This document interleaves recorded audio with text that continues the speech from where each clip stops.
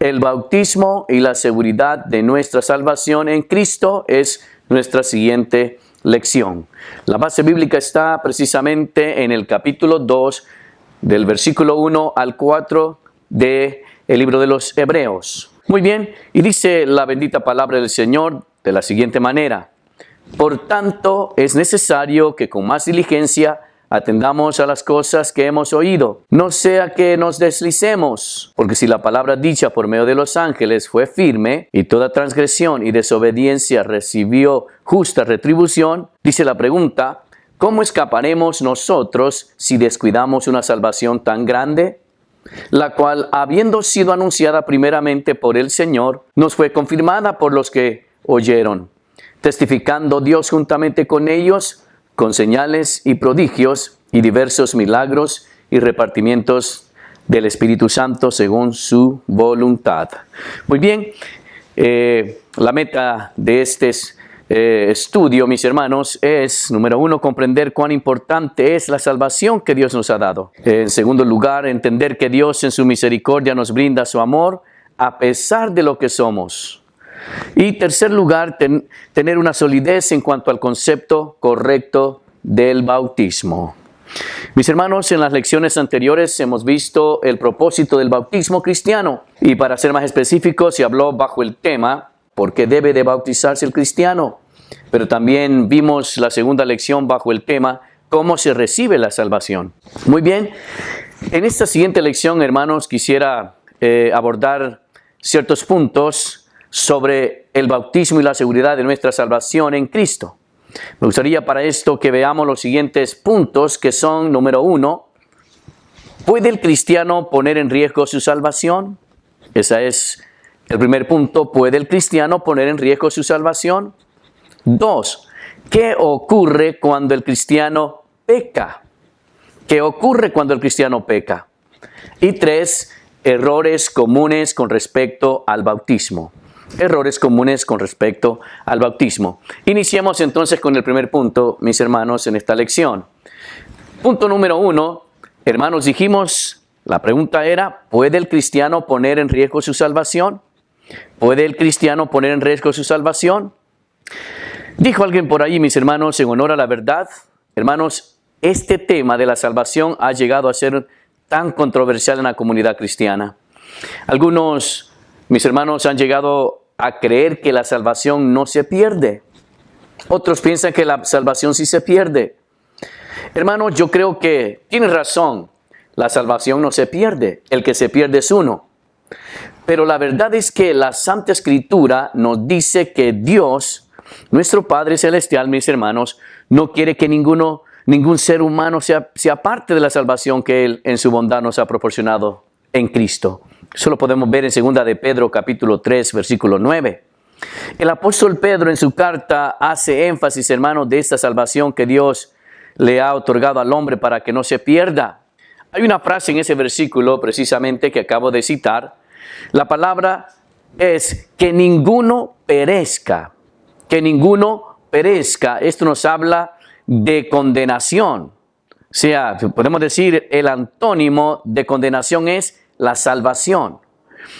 Hermanos, la Biblia también enseña que los creyentes que han aceptado a Cristo como su Salvador se pueden perder si ignoran repetidas veces las enseñanzas de las Escrituras.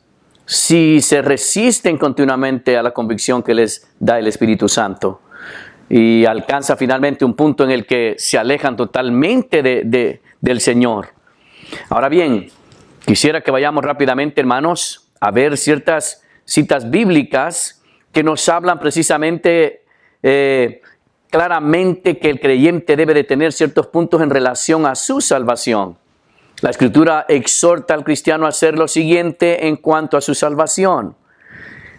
Dice, mis hermanos, allá en 1 de Corintios capítulo 15, versículo 2, ahí se nos habla que debemos de retener la salvación. Retener la salvación. También se nos dice en Hebreos capítulo 2, versículo 1 al 3, que el creyente no debe de descuidar la salvación. En Filipenses capítulo 2, versículo 12, dice que el creyente debe de ocuparse de la salvación, ocuparse de la salvación.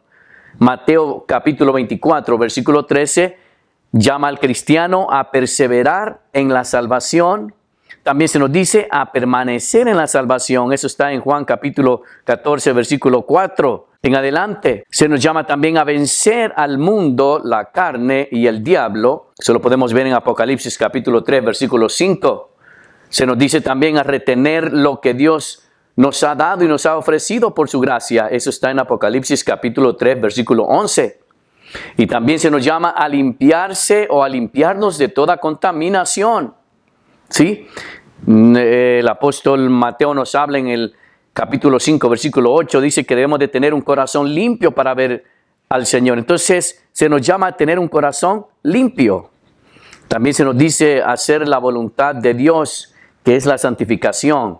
Nosotros como creyentes debemos de conocer la voluntad de Dios y esa voluntad es que nos santifiquemos, que hagamos la voluntad de Dios santificándonos todos los días.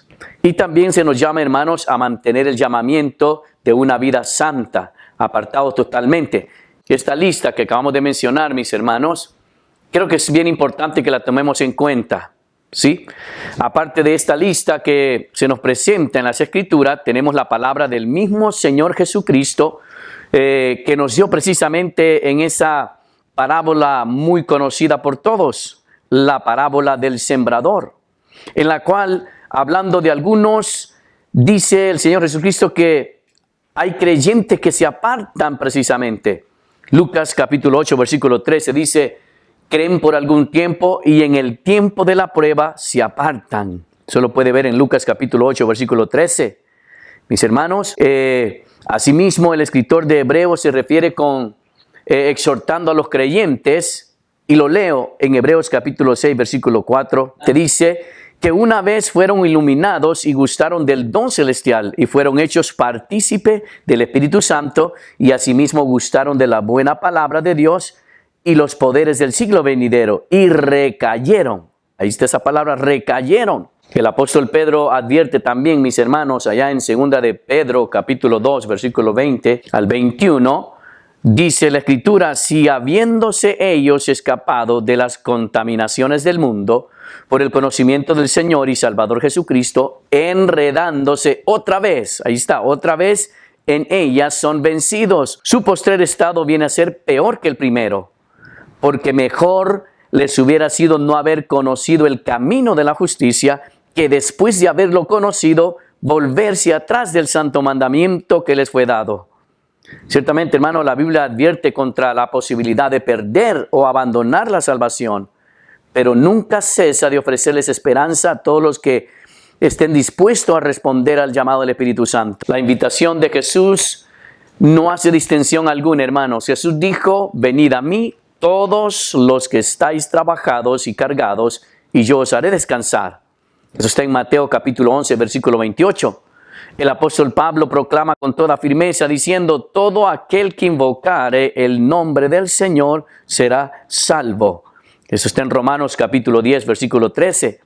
Por esta razón, hermano, los cristianos nunca debemos apresurarnos a llegar a la conclusión de que un hermano o hermana que batalla en su vida espiritual ya no tenga acceso otra vez a la presencia del Señor, a venir a la presencia del Señor. Es decir, que ya no es irredimible. Si el padre no se dio por vencido, hermanos, con el hijo que estaba perdido, en la historia que se nos cuenta ahí en Lucas capítulo 15, versículo 11 al 31, tampoco lo debe de hacer la iglesia de Jesucristo.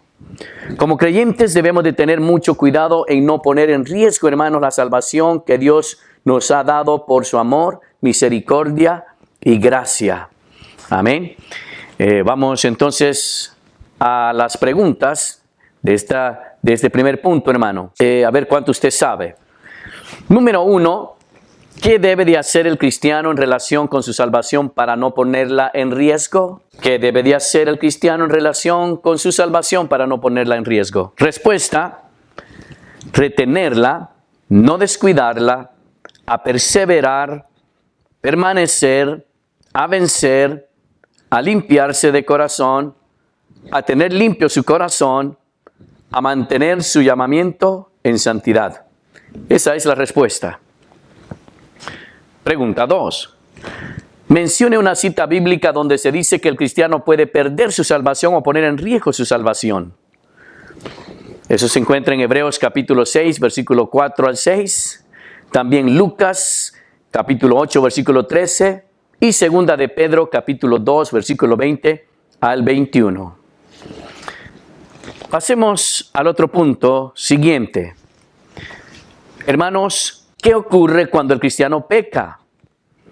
La pregunta es, mis amados hermanos, ¿será que un discípulo o seguidor de Cristo puede pecar? Y si peca, ¿qué debe hacer para volver a la presencia de Dios nuevamente? Hermanos, la Biblia nos dice que el cristiano está expuesto a toda clase de tentaciones. ¿Sí? Santiago capítulo 1, versículo 12 al 15 se nos habla precisamente de las tentaciones. Cada uno de nosotros debemos de saber que el discípulo de Cristo está expuesto también a deslizarse y volver atrás si no se cuida. Eso de acuerdo a Hebreos capítulo 2, versículo 1 al 3. Pero es muy diferente, claro, hermanos, al pecador que está lejos de Dios. El pecador sin Dios no tiene temor y su conciencia no le remuerde por las cosas malas que hace. Sin embargo, el cristiano que peca en su interior se siente triste, sucio, culpable. En la primera carta del apóstol Juan, hermano, primera de Juan capítulo 2, versículo 1, se nos dice que el cristiano al parecer puede caer en pecado, pero también se le presenta a mis hermanos la salida para no quedarse hundido en él.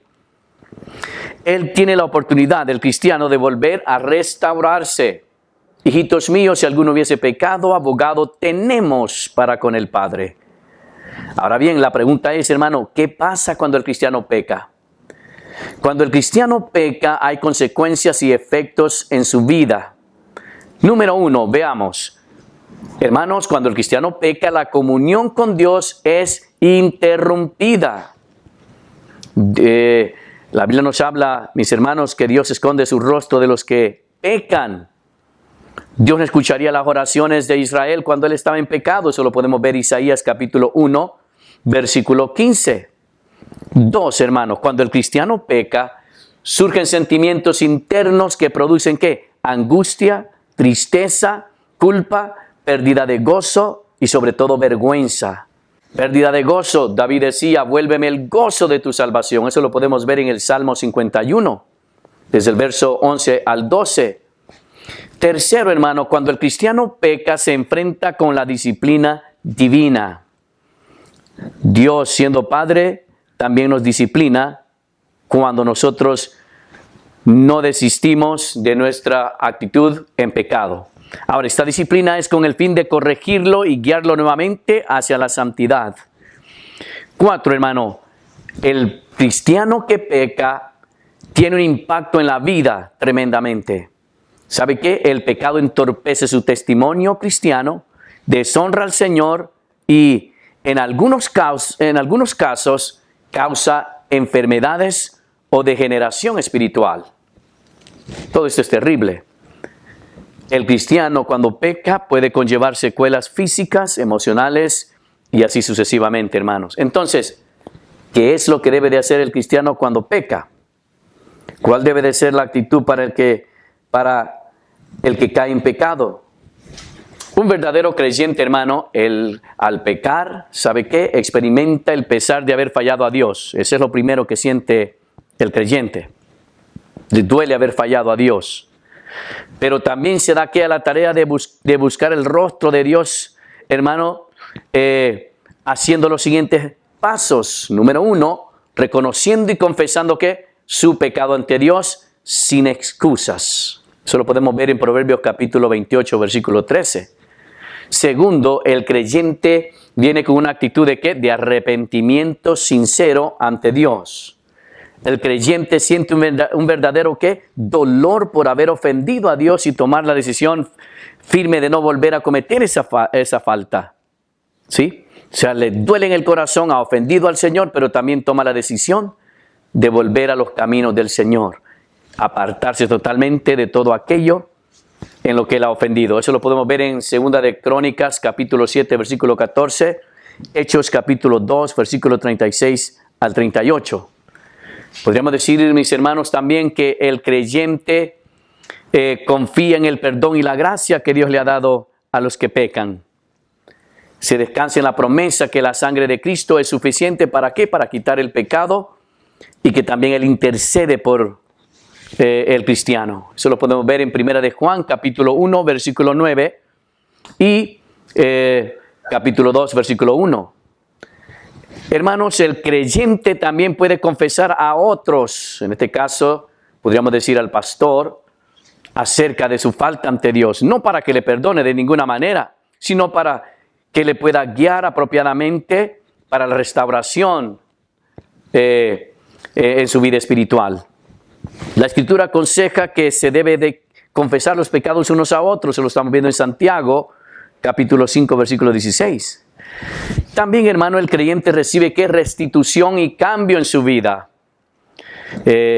Si el pecado ha afectado a otros, hermanos, se debe de buscar reparar el daño y cambiar la conducta para vivir en justicia delante del Señor.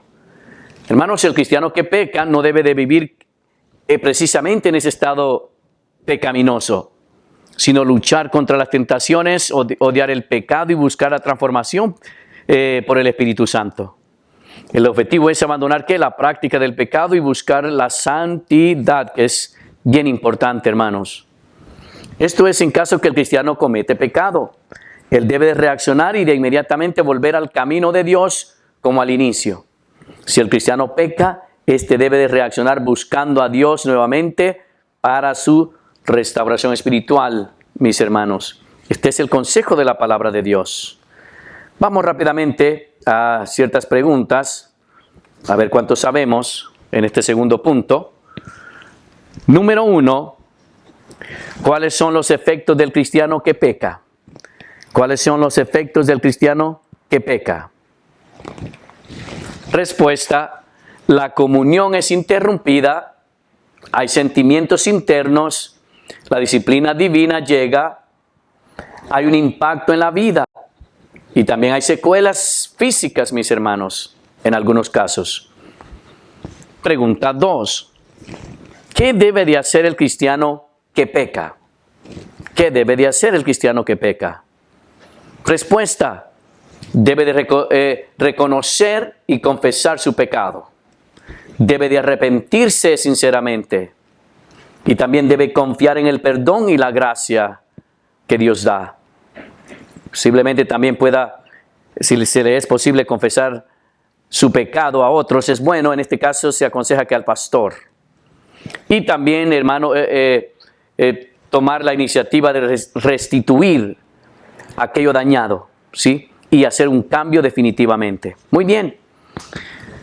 Pasemos al otro punto entonces, mis hermanos, en esta lección. Ahora vamos a ver errores comunes con respecto al bautismo. Hay mucha gente que tiene distintos conceptos concernientes al bautismo. Y esos conceptos son errados. Y existen esos errores, hermanos. Veamos algunos de estos errores que algunos creyentes cometen cuando se trata del bautismo. Podemos decir que el primer error es cuando alguien dice esto: me quiero bautizar para estar más seguro de mi salvación. Ese es el primer error. Me quiero bautizar para estar más seguro de mi salvación. El bautismo, hermano, no es una condición para ser salvo. Tampoco le añade seguridad a nuestra salvación. Mire, mi hermano, si tiene usted dudas de ser bautizado, siempre las va a tener en todo tiempo. Recuerde que nuestra salvación descansa completamente ¿en qué? En la obra de Cristo por nosotros. ¿Sí? En la obra de Cristo por nosotros, el sacrificio de Cristo. Las dudas desaparecen y la confianza renace cuando empezamos a descansar sobre las promesas de Dios. Eso es lindísimo, descansar en las promesas de Dios. ¿Sí?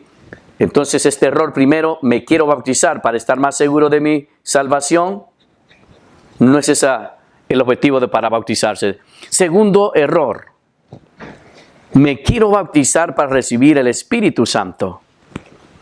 Hermanos, el cristiano recibe el Espíritu Santo en el momento que se convierte, en el momento que usted viene a Cristo, entonces usted recibe el Espíritu Santo. Somos sellados con el Espíritu Santo.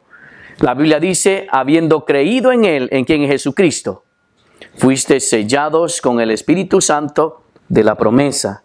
Eso está en Efesios capítulo 1, versículo 13. Es imposible, hermano, que un verdadero cristiano no tenga el Espíritu Santo. Todos tienen el Espíritu Santo, aquellos que vienen a los pies de Cristo. Dice la Escritura en Romanos capítulo 8, versículo 9, si alguno no tiene el Espíritu de Cristo, no es de Él. No es de Él. Veamos entonces a continuación el tercer error. Me quiero bautizar para sentirme más cerca del Señor. Otra vez, el bautismo es sencillamente un paso de obediencia al Señor, nada más. No debemos atribuirle al bautismo un poder que las Escrituras, hermanos, no nos muestran. El bautismo trae consigo ¿qué? Gozo. Esto lo podemos ver en Hechos capítulo 8, versículo 39. Siempre hay gozo cuando decimos obedecer al Señor. Se produce ese gozo precioso cuando somos obedientes a Dios y a su palabra. Veamos entonces en cuarto lugar, hermano, el error que existe en algunos creyentes. Este es el siguiente. Me quiero bautizar para no tener tantas tentaciones. La Biblia no nos dice todo, hermano, la Biblia, más bien dicho, la Biblia nos dice todo lo contrario. En 2 de Timoteo capítulo 3, versículo 12 dice, todos los que quieren vivir piadosamente en Cristo Jesús padecerán persecución, puesto que nuestra lucha no es contra sangre y carne, es decir, no es contra seres humanos, sino contra Satanás y sus huestes. Podemos decir que después del bautismo puede venir mayor persecución de parte del enemigo, mi hermano, de parte de Satanás. Recordemos que aún Jesucristo, estando en ayuno, en oración, hermanos, allá precisamente en Mateo capítulo 4, versículo 4, en ese capítulo se nos habla las tentaciones satánicas contra el Señor Jesucristo. Entonces, hermanos, las tentaciones siempre van a estar allí, pero el Señor siempre nos dará la salida.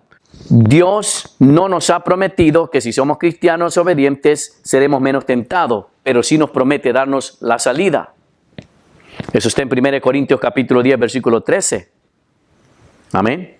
Además, hermanos, el Señor le dijo a Pablo y nos dice a nosotros también, bástate de mi gracia porque mi poder se perfecciona ¿en qué? En la debilidad. Eso lo podemos ver en 2 de Corintios capítulo 12, versículo 9. No debemos temer. Podemos confiar plenamente en Cristo y su socorro cuando damos un paso de obediencia. Eso está bien claro. Por último, hermano, está el error de decir, me quiero bautizar para hacerme miembro de una iglesia o denominación. Yo quiero decirle, mis hermanos, que la única membresía que se conoce o reconoce el Nuevo Testamento es la del ser miembro del cuerpo de Cristo. Amén. Esto ocurre cuando usted y yo nos entregamos a Cristo. El bautismo, por lo tanto, no nos hace miembros del cuerpo de Cristo porque ya somos miembros. El bautismo tampoco no nos hace miembros de una denominación porque la verdad es que la Biblia no reconoce las denominaciones. Sin embargo, hermano, el ser bautizado, el creyente se identifica que públicamente como seguidor de Cristo y por tanto se asocia visiblemente con un grupo de creyentes que es la iglesia.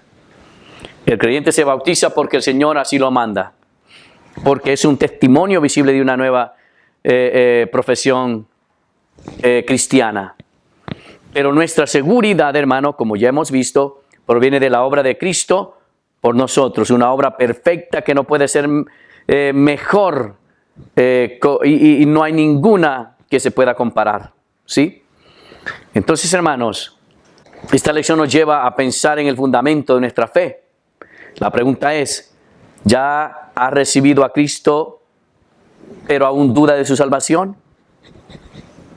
Hermanos, podemos ver Primera de Juan capítulo 5, versículo 12, el que tiene al Hijo tiene la vida. O sea, confiemos en esa promesa. Confiemos en la promesa del Señor. Y si usted cree en esta promesa de Dios con todo su corazón, podemos descansar, hermanos, en el Señor y en sus promesas, en su palabra. Vayamos rápidamente entonces a las preguntas, hermano. Pregunta número 1. ¿Cuáles son los errores que comúnmente se hacen algunos que desean bautizarse? ¿Cuáles son los errores que comúnmente se hacen algunos que desean bautizarse? Respuesta. Algunos que dicen, me quiero bautizar para estar más seguro de mi salvación.